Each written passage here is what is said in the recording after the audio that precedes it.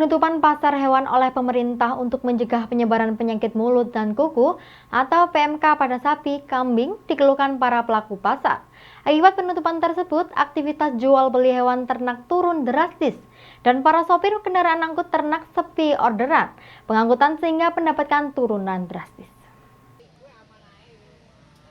Penutupan sementara pasar hewan Pujon sejak tanggal 12 Mei sampai sekarang sudah lebih dari 16 harian dan belum jelas sampai kapan penutupan pasar hewan tersebut. Kondisi ini tentu saja dikeluhkan para peternak, belantik maupun para sopir angkutan hewan ternak karena tidak bisa lagi beraktivitas seperti biasanya. Orderan pengangkutan hewan ternak sudah jarang sehingga berdampak pada pendapatan yang juga ikut turun drastis. Sampai saat ini serangan penyakit mulut dan kuku pada hewan ternak sapi dan kambing masih berlangsung sehingga masih belum jelas kapan akan berakhir dan pasar hewan kembali dibuka terlebih sudah menjelang Idul Adha.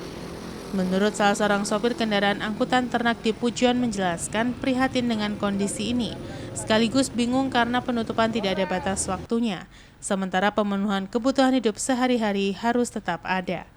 Mendekati Idul Adha biasanya aktivitas transaksi jual beli hewan kurban akan meningkat, tetapi saat ini tidak bisa dipastikan. Para pelaku pasar hewan ternak berharap serangan penyakit mulut dan kuku ini bisa segera diatasi, sehingga pasar hewan bisa kembali dibuka dan aktivitas peternak, belantik maupun sopir angkutan hewan bisa kembali normal. Pak, dengan adanya penutupan sementara ini Pak untuk pasar susah ya. Seperti supir-supir ya. seperti Oh, supir ini Pak ya? Iya, supir angkutan. Ya, Terus nggak ada sama sekali pemasukan. Berarti sekarang seperti apa Pak sistem jual belinya Pak sekarang?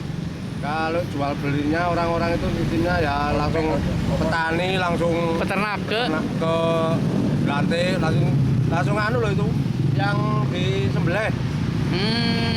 Langsung RPH ya. Apalagi kan sebentar lagi kan ya Juli itu Idul Adha Pak ya? Ya. Berarti pemasukan sopir sudah nggak ada kalau sudah kayak gini? Nggak ada sekali. Nggak ada sama. Repot ini, armadanya susah. Oh gitu, armadanya anu Pak ya? Agak sulit sekali Pak ya dapetannya. Sulit sekali. Terus nggak ada pemasukan sama sekali, susah. Kalau biasanya aktivitas kemana-kemana ya, Bapak? Ya, biasanya antar-antar ke ya namanya cari muatan. Desa. Tapi rutin ya ke pasar hewan ini Pak ya, rutin Pak ya? Iwan Hikmawan melaporkan. Penerimaan peserta didik baru atau PPDB online di Kota Malang yang sudah dimulai 23 hingga 25 Mei lalu berjalan lancar tanpa ada kendala.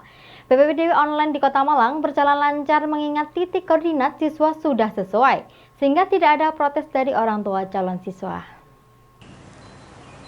Penerimaan peserta didik baru atau PPDB online tahun ini berjalan lancar tanpa adanya kendala seperti tahun-tahun sebelumnya.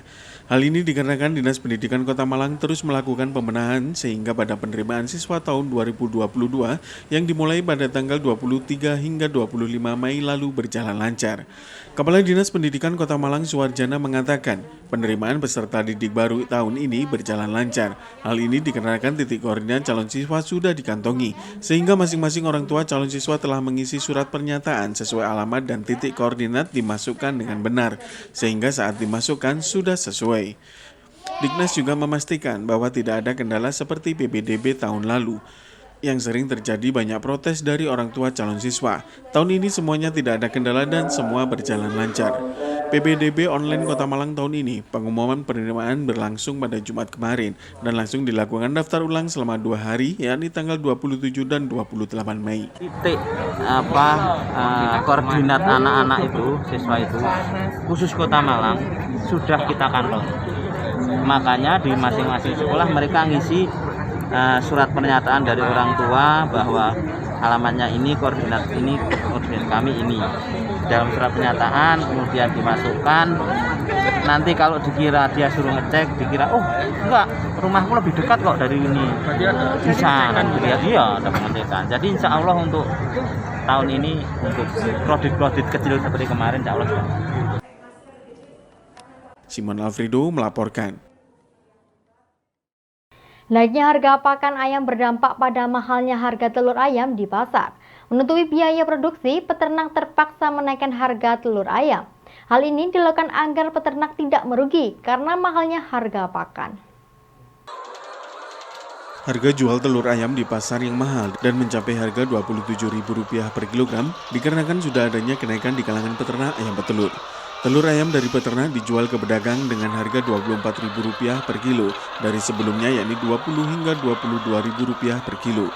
Peternak mengaku mahalnya harga telur ayam ini dikarenakan adanya kenaikan harga pakan ayam. Harga pakan ayam untuk konsentrat saat ini naik dan dijual dengan harga Rp500.000 per sak. Sedangkan untuk harga pakan jagung mengalami kenaikan di kisaran Rp5.000 per kilogramnya. Pedagang mengatakan meski harga pakan naik, namun biaya operasional masih mencukupi, mengingat harga telur juga ikut naik. Sementara mengantisipasi agar tidak merugi, peternak ayam petelur mencari alternatif lain dengan menggunakan tepung Kentucky sebagai pakan ternak ayam mereka. Kalau di kalangan peternak petelur ini masih mencukupi lah sekarang. Soalnya dengan harga ayamnya, harga telur yang naik ini, tapi harga pakan juga naik juga sekarang. Ya masuk menutupi lah, masih cukup buat kelancaran peternakan ini. Kalau harga pakan sendiri sekarang berapa, Mas? Kalau harga pakan konsentratnya aja sekarang berkisar sekitar 450-an. Ada yang 500 per sak gitu. Harga jagung juga kalau sekarang sudah mulai standar lah sekarang. Di sekitar 5.000-an. Kalau yang kemarin kan 5.500-an. Itu masih belum cukup. Mas, sekarang kan harga pakan naik. Untuk mengantisipasi misalnya tidak merugi, apa yang dilakukan oleh peternak sendiri? Seperti itu. Di sini bahan campurannya seperti bahan baku jagung itu dikurangi, kan waktu itu masih mahal.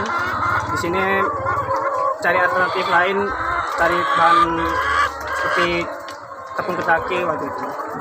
Sampai sekarang buat menutupi harga pakan yang mahal ini.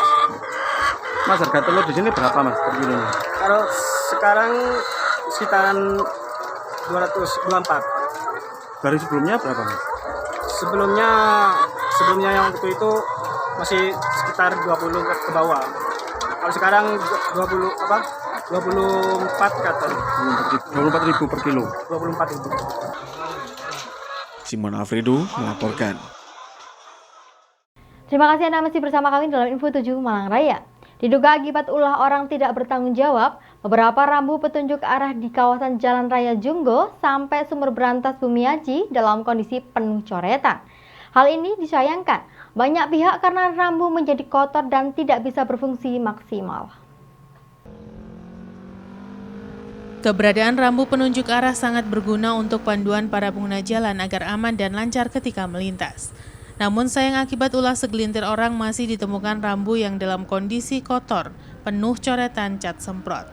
Hal ini disayangkan banyak pihak mengingat kondisi rambu sangat berguna untuk keselamatan pengguna jalan.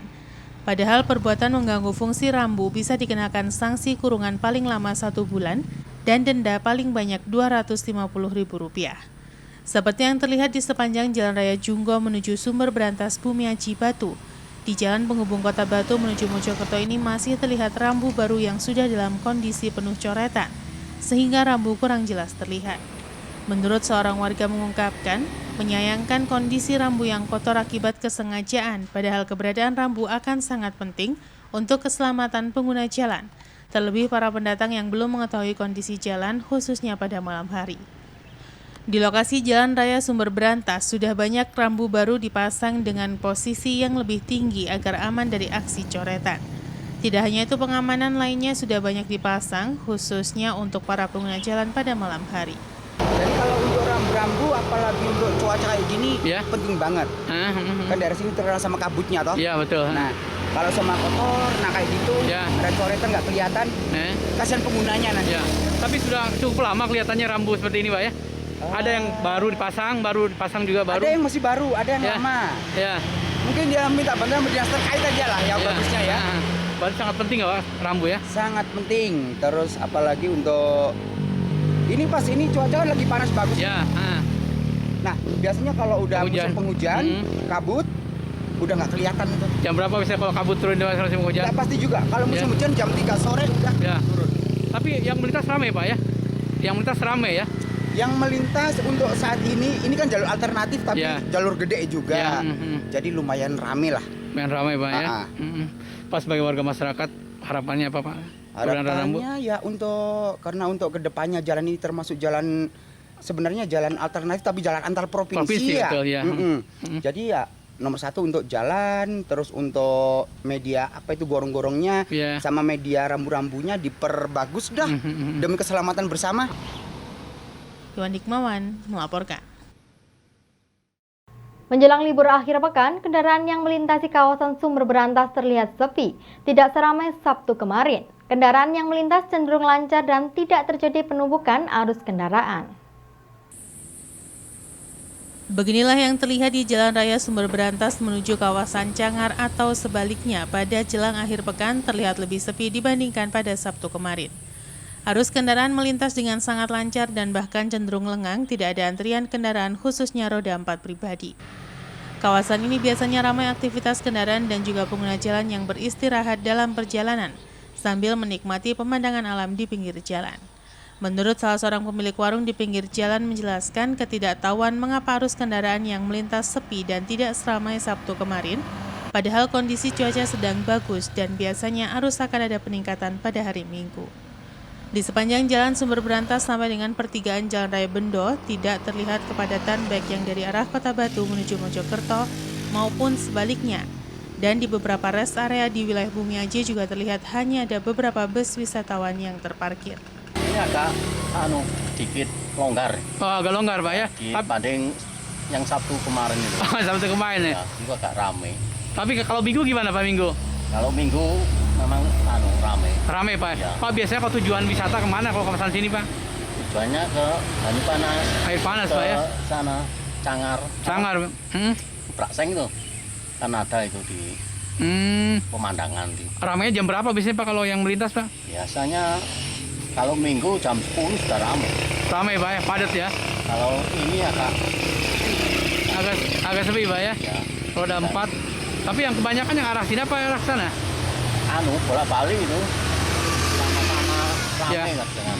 Kalau penghujan biasanya ya sepi. Pas sampai jam berapa kalau ramainya biasanya arus lalu lintas kalau pas Sabtu Minggu pas Sabtu, ketika rame-rame? Biasanya sampai sore. Sampai sore Pak ya? Ya. Bisa arah dari Cangar bisa, dari Batu. dari bisa. Batu yang mau masuk. Iwan Hikmawan melaporkan. Terima kasih Anda masih bersama kami dalam Info 7 Malang Raya. Pusat Riset dan Agroindustri Badan Riset dan Inovasi Nasional melakukan pengenalan sistem coating perubahan sawit kepada petani buah di Jawa Timur. Aplikasi coating berbahan sawit ini terbilang baru dan lebih murah lantaran menggunakan bahan dalam negeri.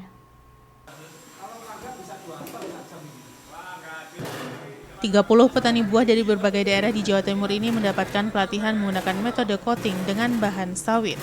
Pelatihan ini diinisiasi Pusat Riset Agroindustri dan Badan Riset dan Inovasi Nasional. Metode coating dengan bahan sawit ini merupakan metode baru. Sebelumnya metode coating buah dilakukan dengan bahan baku lilin lebah. Dengan bahan baku sawit, metode coating dapat mengurangi biaya lantaran menggunakan bahan baku dalam negeri. Para petani buah di Jawa Timur ini menyambut antusias metode coating ini. Mereka berharap dapat meningkatkan jumlah ekspor buah ke luar negeri. Jadi memang kunci kesuksesan dari horti atau buah ini bagaimana caranya buah ini awet sampai di tujuan. Entah itu menggunakan chain cool management ataupun menggunakan zat penahan kematangan. Penelitian ini merupakan penelitian yang sangat bagus dan dibutuhkan oleh teman-teman karena ini menjadi kuncinya negara-negara lain kenapa mereka bisa ngalahin Indonesia.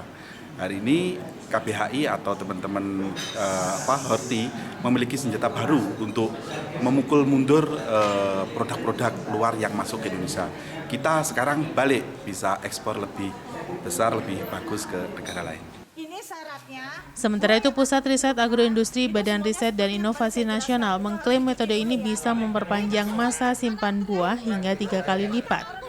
Dengan masa simpan yang lebih panjang, buah milik petani dapat menjangkau pasar yang lebih luas.